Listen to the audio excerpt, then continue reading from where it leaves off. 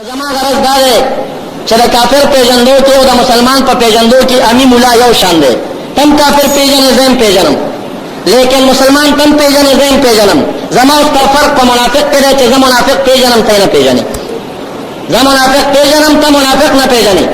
محترم مولانا صاحب چې وړاندې عرض وکړه چې د رسول الله امت بدریا یا فرقې کېږي، یو فرقه به جنت ته ځي او دوه یا به جهنم ته ځي. دغه دوه یا فرقې به ټول منافقان، دا به کافر محض نه، کفر صریح باندې به کافر نه. ولی کفر صریح خود رسول الله امت کې اسنه دي. هغه اصل رسول الله بیا فرمایي ستفترق امتي، زما امت بدریا یا فرقې کېږي. هغه چې کافر دی خود رسول الله په امت اجابت کې داخل نه دي، هغه اصل د امت نه بهر خلق دي. نو مراد د دین منافقان دي چې ابد یا فرقې کېږي، امت دوه یا به منافقان ودري جهنم ته ځي، یو ډله به جنت ته روانه وي. لیکن قرآن حدیث واجب کتاب دی. قرآن چې هغه د چا نوم نه اخلي، هغه د چا د کلي نوم هم نه اخلي، هغه د چا د پلار نوم نه اخلي. هغه داسې نه وایي چې د فلاني شاګرد د علاقې فلاني سړی منافق دی او فلاني مسلمان دی. ولې قرآن خو یو اجمالي کتاب دی مختصر، نو د انسانانو خو څه کم نه دي، نو نه به قرآن دومره روزګار دی چې د خلکو نومونه به اخلي. نو قرآن د چا نوم نه اخلي. قرآن داسې کوي د مسلمان صفت بیانوي، او دارنګه قرآن د کافر هم صفات بیانوي، او دارنګه د منافق نښې هم تا ته ښایي. بیا به ته خپله هغه نښې یادې کړې، ګوره چې دا نښې په چا کې پوره وي د مسلمان نښې نو مسلمان به وي، که د منافق نښې پکې وي منافق به وي، جهنمي به وي، او که د کافر نښې پکې وي نو کافر به وي. لیکن مسلمان کافر ښکاره دي، هغې نښې بیانولو ته هم حاجت نشته. یوازې د منافق یو څو نښې د قرآن حدیث په رڼا کې تاسو ته عرض کوم، تاسو خپل ګریوان کې ته سوچ وکړئ. که دغه نښې مو په ما کې ولیدې، ښه سپینه جامه به مې، ښه زلفې به مې پرېښي، ښه پټۍ به مې په سر وي، خو چې دغه نښې چې ما درته اوس بیان کړې، قرآن بیان کړي د منافق، دا په ما کې پوره شي، نو ګورې زه به بیا منافق یم. او که دا په یو بل چا کې برابرې شوې، هغه سړی که مولا و، هغه سړی که امیر و، هغه سړي که د پیر نوم ځان پرې تړلی و، که هغه سړي ملک و، که یو سیاسي لیډر و، که هغه هر څه بلا وه، خو چې د منافق علامې ورکې برابرې رالې، هغه سړی به منافق وي. قرآن د چا نوم نه اخلي. مثال په طور قرآن وایي حتی اجتماع سفارا سورہ منافقون وَإِذَا رَأَيْتَهُمْ تُعْجِبُكَ أَجْسَامُهُمْ. یا رسول الله منافقان چې دي دا هغه خلک دي کله چې ته دوی لره ګورې د دوی دا جثه به تا په تعجب کې غورځوي. جثه به یې دومره ځان ته ملبسه جوړه کړي، جثه به یې دومره ښکلي کړي چې دا شکل به تا په تعجب کې غورځوي. کأنهم خشب مسنده، گویا کې دی یو بش دی دیوال ته ودرولی شوی، دیوال ته ودرولی شوی بش. تاسې که بش لیدلی هغه سر ته پا یو شاني، نو دا تشبیه په دوه معناګانو ده. یا دا ده چې د لرګي په شان د علم نه به خالي، هسې به عالم به نه وي، دا وبه د علم کوي. او یا تشبیه د لرګي سره په برابرۍ کې ده، لکه لرګی چې سر ته پا یو شان پړسېدلی روغ جوړ دی، نری او غټ پکې نشته بش، نو دغه شان بدن سر ته پا پړسېدلی. او دغه ملا چې هغه خپله ځواني صحت نه لري، هسې هډوکې د چرګونې عمرئ، د پاسه پرې غوښه انبار وي، دغه مولا چې دی دا منافق دی. دې متعلق رسول الله مبارک په حدیث کې فرمایي ان الله یغضب علی حبر سمین، الله چاغ مولا ته په غضب باندې، خو صحت بیل شی دی.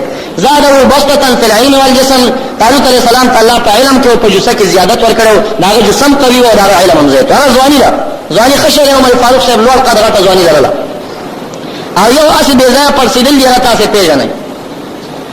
دارنګه دویمه علامه قرآن دا منافق دا ښیي وَإِن يَقُولُوا تَسْمَعْ لِقَوْلِهِمْ.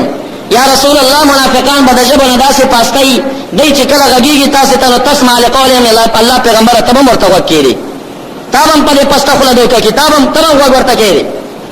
وَمِنَ النَّاسِ مَن يُعْجِبُكَ قَوْلُهُ فِي الْحَيَاةِ الدُّنْيَا. بعض د خلکو نه داسې دي چې د هغوی دا پستې خبرې تا په تعجب کې غورځوي د الله پیغمبره، هو علد الخصام، حال دا دی سخت جګړه مار به وي، زړه به یې د بغض او کینې د پیغمبر او د مذهب نه ډکي، خو په خوله به چاپلوس وي. نو یو بله علامه د منافق چاپلوسي ده. د اخلاق او د چاپلوسۍ به لږ فرق وکوي. اخلاق به د ټولو مسلمانانو سره یو شاني، چاپلوسي به د خپل مسلک والا سره ډېرئ، او بل مسلک والا باندې به سلام هم بیا نه اچوي. چې بله علامه د منافق دا یقولو تسمع لقولهم، د الله پیغمبره چې دی کله غږېږي نو ته به هم ورته غوږ کېږدې، داسې به پاستئ د خولو نه. ولو شاء الله لعرفتهم بسیماهم ولتعرفنهم فی لحن القول. که د الله اراده شوې نو منافق کې به یوه بله ښکاره نښه پیدا کړې وه چې تا به په هغې پېژندې، لیکن اوسه پورې د الله دا اراده نه شوې، منافق یې پټ ساتلی دی. خو اوس چې ته منافق پیژنې د الله پیغمبره لتعرفنهم فی لحن القول په مزل خبرو کې به پیژنې چې خبرې به یې هسې رنګینې دننه به په منځ کې چې کوم دی فساد پکې پروت وي هسې خولې نه به پوس وي. رسول الله مبارک فرمایي د خوارجو نښې دا دي السنتهم احلا من العسل وقلوبهم قلوب الذئاب، ژبې به یې د شکرو نه هم خوږي خو زړونه به یې د شرمخانوي. رسول الله مبارک فرمایي کانهم یلبسون جلود الضأن من اللین، دومره به د ژبو نه پاسته وي ګویا چې د ګډو پوستکي د نرمۍ نه اغوستي دي. نو دومره فکر وکړئ چې د اخلاقو د چاپلوسۍ فرق وکړئ. بعضې خلک ګوره اخلاق نه لري چاپلوسي لري، دا منافق یوه علامه ده. تاسې پرې وغولېږئ چې ولاړه د اخلاق ډېر ښکلي دي نو دا به ګینې ښه سړی نه، هغه به یي چاپلوس هغه چې کوم دی د منافق هغه غټه نښه به ورکې راغلي. دا شان بل نخد منافق قرآن دا خی وَإِذَا قِيلَ لَهُمْ تَعَالَوْا يَسْتَغْفِرْ لَكُمْ رَسُولُ اللَّهِ لَوَّوْا رُؤُوسَهُمْ کله چې ورته وویلی شي راشه ای منافقه یستغفر لکم رسول الله چې د الله پیغمبر درته بخښنه وغواړي لووا رؤوسهم سټ به تاو کي ویصدون خلک به د الله د لارې نه اړوي وهم یستکبرون او حال دا خپله به هم کبر د دعا نه کوي. دوه علامې بیان شوي. یوه علامه دا چې د پیغمبر د مغفرت نه به سټ تاوئ. د نبی علیہ السلام زمانه کې با منافق خلکو په دې پیژنده صحابي به ورغی چې راشه رسول الله دعا کوي تم شریک شه هغه سټ تاو که چې د پیغمبر دعا پکې چا راوستې ده ما ته الله د مرۍ د رګ نه نږدې دی نو پیغمبر را پکې چا راوستی خو خدای نه غواړم که نه. دې زمانه کې خو رسول الله اگر که مرقد کې حیات دی فنبی الله حی یرزقو د ابن ماجه په روایت، لیکن ظاهرا په دنیا کې خو موجود نه دی هغه حیات برزخي دی. نو د دې وجې نه اوس چې منافق پیژنې په دوو طریقو به یې معلومې.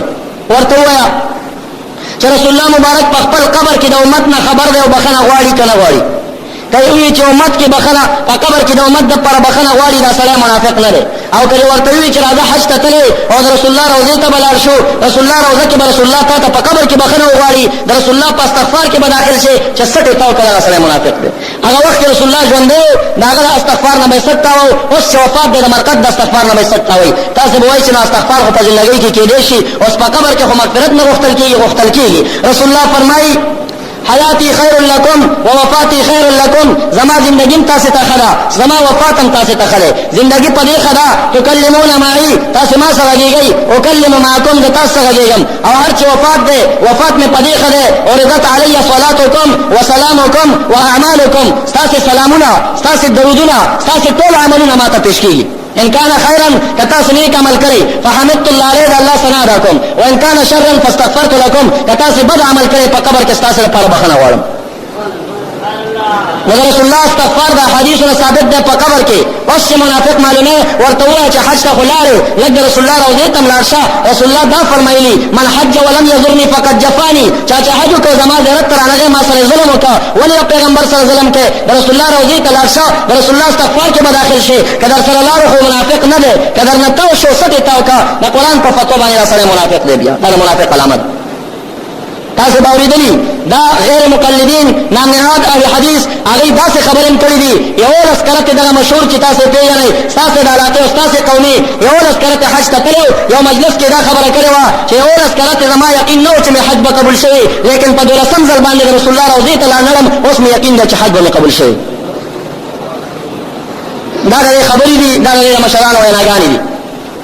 دویمه طریقه د منافق د پیژندو اوس وخت کې دا ده هغه وخت کې د رسول الله د استغفار نه به یې سټ تاوه اوس رسول الله حیات دی په مرقد کې ظاهرا دنیا کې نشته، لیکن د پیغمبر خدا وارثان شته دی. وارثان علماء حقانی او پیران حضرات دي. اوس چې معلومه وارث په حکم د مورث کې دی هغه وخت کې به د پیغمبر د استغفار نه سټ تاوه اوس ورته وایي راځه دلته یو پیر صاحب دی او دا پیر صاحب چې کوم دی نو دا به ستا دپاره بخښنه وغواړي د پیر صاحب په استغفار کې به داخل شي که در سره لاړو نو دا ښه سړی دی او که سټ یې تاو کړه نو دغه منافق دی. د قرآن په فتوا باندې وإذا قیل لهم تعالوا چې ورته به وویلی شو چې راشئ یستغفر لکم رسول الله چې د الله پیغمبر درته بخښنه ولو رؤوسهم سټ به یې تاو